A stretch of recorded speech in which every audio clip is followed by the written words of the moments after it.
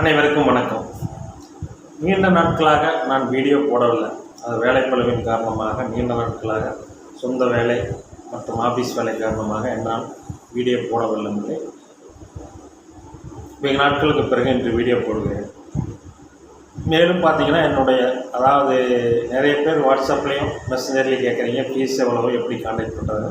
என்னுடைய ஃபீஸ் 500 ரூபாங்க. அதாவது ஸ்க்ரீனில் தெரிகிற நம்பர் 9976 412 421 நம்பரில் என்னுடைய phone number, WhatsApp number, GPay number எல்லாமே இருந்தால் இதில் பண்ண அனுப்பிச்சிங்கன்னா உங்களுக்கு பலன் ஃபோன்லேயே விளக்கமாக சொல்லிடுவோம். சரிங்களா? சரி, இன்றைய உதாரண ஜாதகத்தில் 7ஆம் அதிபதி 7ஆம் இடம் நன்றாக இருந்தும் ஏன் இன்னும் திருமணம் நடக்கவில்லை அப்படிங்கிற வீடியோவாக இந்த பதிவை நம்ம பார்க்கலாம். இந்த ஜாதகர் பிறந்தது பார்த்திங்கன்னா 20/11/1988 7:25 AM அளவில் பிறந்திருக்கார். விருச்சிக லக்னம், மீன ராசி, உத்திரட்டாதி நட்சத்திரத்தில் பிறந்திருக்கார். லக்கணத்தில் சூரியன், 2ஆம் இடத்தில் சனி, 4ஆம் இடத்தில் ராகு, 5ஆம் இடத்தில் சந்திரன் செவ்வாய், 7ஆம் இடத்தில் குரு, 10ஆம் இடத்தில் கேது, 12ஆம் இடத்தில் புதன் சுக்கிரன். இந்த ஜாதகர் பார்த்திங்கன்னா பிறந்தது அஷ்டமாதிபதி புதன் திசை சரியான அமைப்பில் இருந்திருக்காது. அடுத்தது கேது திசை. சரியான பருவ வயசில் இவருக்கு சுக்கிர தசை வந்திருக்கு. சுக்கிரன் ஆட்சி பெற்றிருக்கார். ஆட்சி பெற்ற சுக்கிரன் தனது காரகத்துவத்தை தர வேண்டும் அல்லவா? மேலும் சுக்கிரனுக்கு 12ஆம் இடம் ஒன்றும் மறைவு ஸ்தானம் அப்படி இப்படின்லாம் ஒன்றும் கிடையாது. 12 இருக்கு. 6, 12ஆம் இடங்களில் சுக்கிரன் மறைய மாட்டார். 3, 8 மட்டுமே முழுமையாக மறைவார். 7ஆம் இடத்துல குரு இருக்கார். 7ஆம் இடத்தை பாவர்கள் யாரும் பார்க்கல அப்படிங்கிற நினைப்பில் நீங்கள் இன்னும் திருமணம் ஆகிருக்கு, புத்திரபாக்கியம் இருக்குது அப்படின்னு பார்க்க சொல்லலாம். ஆனால் இந்த ஜாதகருக்கு இன்னும் திருமணம் ஆகவில்லை. கிட்டத்தட்ட பார்த்தீங்கன்னா 38 வயது ஆகிறது. திருமணம் ஆகாததற்கான காரணம் பார்த்தீங்கன்னா ராசிக்கு 7ஆம் இடத்தை சனி செவ்வாய் 2 பேரும் பார்க்குறாங்க. அதாவது திருமணம், புத்திரபாக்கியம், தொழில் போன்ற விஷயங்களுக்கு ராசி லக்கணத்துக்கு 2ஐயும் பார்க்க வேண்டும். ஒன்றை மட்டும் பார்த்தால் போதாது, 2ஐயும் பார்க்க வேண்டும். இந்த அமைப்பில் ராசிக்கு 7ஆம் இடத்தை சனி செவ்வாய் இருவரும் பார்க்க, லக்கணத்துக்கு 2இல் சனி இருக்க, ராசிக்கு 7ஆம் இடத்தையும் செவ்வாய் பார்க்க, சனியும் பார்க்க, புத்திரகாரகன் குரு அதிவக்ர நிலையிலே 7ஆம் இடத்தில் இருக்கிறார். ஜாதகம் யோகமான ஜாதகம் தான். ஏனென்றால் சுக்கிரதசை முடிஞ்சோன்னா அடுத்து சூரிய சந்திர செவ்வாய் அடுத்தடுத்து யோக தசைகளே வருகிறது. அதாவது பொருளாதாரம், இது தொழில், இது போன்ற விஷயங்களில் இந்த ஜாதகருக்கு எந்த விதமான குறையும் இல்லை. ஆனால் திருமணம் நடக்கவில்லை. சரி, திருமணம் நடக்குமா? கண்டிப்பாக நடக்கும். ஆட்சி பெற்ற சுக்கிரன் தன்னுடைய காரகத்துவத்தை தந்துதான் ஆக வேண்டும்.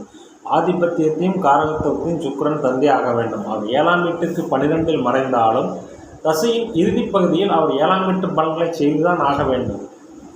மேலும் குருவுக்கு வீடு கொடுத்த சுக்கிரனும் ஆட்சியாக இருக்கிறார்.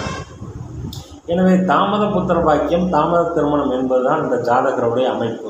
இந்த குரு புத்தியிலே இந்த ஜாதகருக்கு திருமணம் அடைய வாய்ப்பில்லை. ஏனென்றால் குரு அதிவக்ரகதியிலே 7ஆம் இடத்தில் பகை பெற்று இருக்கிறார்.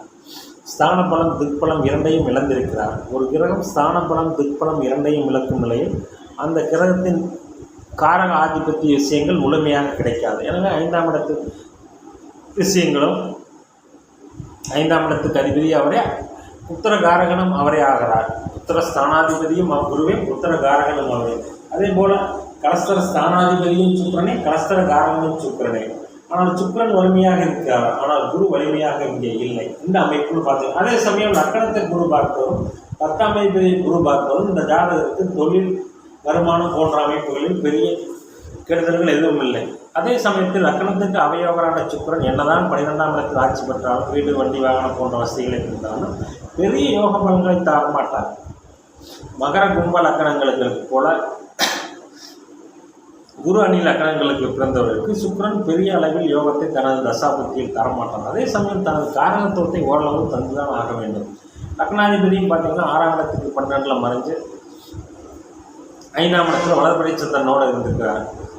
6ஆம் வீட்டு பலன் லக்னாதிபதி செய்ய மாட்டாங்க. ஜாதகருக்கு கடன் தொல்லையோ, போக்குவரத்தோ எந்த பிரச்சனையும் கிடையாது. சரி, எப்பொழுதுதான் திருமணம் நடக்கும்? அதாவது 2இல் இருக்கும் சனி திருமணத்தை தடுப்பார் என்பது விதி. அதே சனியும் சில நிலைகளில் திருமணத்தை தருவார். ஏனென்று கேட்டால் அவரே வீரியஸ்தானாதிபதி ஆவதால் காமத்திரியோனாதிபதியை 3, 7, 11 காமஸ்திரியோனம் என்பது கூட 3ஆம் இடத்து அதிபதியான சனி அவர் 3ஆம் இடத்துக்கு 12இல் மறைந்தாலும் அந்த சனி குருவின் வீட்டில் இருப்பதால் அந்த சனி திருமணத்தை தர கடமைப்பட்டவர். எனவே இந்த ஜாதகருக்கு சுக்கிர தசை சனி புத்தியில் தான் இந்த ஜாதகத்துக்கு திருமணம் ஆகும். திருமண வாழ்க்கை நன்றாகவே இருக்கும். ஏனென்றால் அடுத்தடுத்து வரக்கூடிய தசாபுத்தி அமைப்புகள் இந்த ஜாதகருக்கு நன்றாக இருப்பதால், லக்னத்துக்கு 7ல் குரு இருப்பதால் நல்ல மனைவி, அதாவது குரு திருமணத்தை தாமதப்படுத்தினாலும் நல்ல மன வாழ்க்கையை தருவார் என்பதை நாம் இதன் மூலம் தெரிந்து கொள்ளலாம். எனவே ஒரு ஜாதகத்தில் பார்த்தீங்கன்னா சுக்கிரன் ஆட்சி பெற்றாலே வந்தோடனே திருமணத்தை தந்துடுவார் அப்படிங்கிற பலனுக்கு நாம் உள்ளே போகக்கூடாது. சில நிலைகளில் திருமணம் ராசி லக்னத்துக்கு 7ஆம் வீட்டோடு சனி செவ்வாய் சம்பந்தப்படும் போது திருமணம் தாமதம் ஆகும். ஆனால் கண்டிப்பாக சுக்கிரதசை முடிவுக்குள்ள அவர் தன்னுடைய திருமணத்தை நடத்தி வைத்து விட்டுத்தான் செல்வார், கெடாத சுக்கிரனாக இருக்கும் பட்சத்தில். இங்கே சுக்கிரன் ஒன்றும் கெடலை, புதனோட இருந்தாலும் 20 டிகிரி விலகி தான் இருக்கார். அதனால் சுக்கிரன் ஒன்றும் கெடலை. எனவே இந்த ஜாதகத்துக்கு பார்த்தீங்கன்னா சுக்கிரதசை சனி புத்தியில் இந்த ஜாதகத்துக்கு திருமணம் ஆகும். எனவே ஒரு ஜாதகத்தில் சுக்கிரன் வலுத்து விட்டாலே உடனே திருமணம், கலசஸ்தானாதிபதி கலஸ்தரகாரன் வலுத்து விட்டாலே உடனே திருமணம், 7ல் சுபர் இருந்தாலே உடனே திருமணம், அப்படியெல்லாம் இல்லை. லக்கணத்துக்கு 7ல் சுபர் இருந்தாலும் ராசிக்கு 7ஆம் வீட்டோடு சனி செவ்வாய் தொடர்பு கொண்டாலும் திருமணம் தாமதமாகும். சரிங்களா? இந்த அமைப்பில் இந்த ஜாதகத்தில் சுக்கிரதசை சனி புத்தியில் திருமணம் ஆகும். எனவே ஒரு ஜாதகத்தில் 7ஆம் இடம் 7ஆம் அதிபதி நன்றாக இருந்தாலும் உடனே திருமணம் என்பதை நாம் எடுத்தவன் கவிழ்த்தவன் என்று பலன் சொல்லக்கூடாது. நன்றி, வணக்கம்.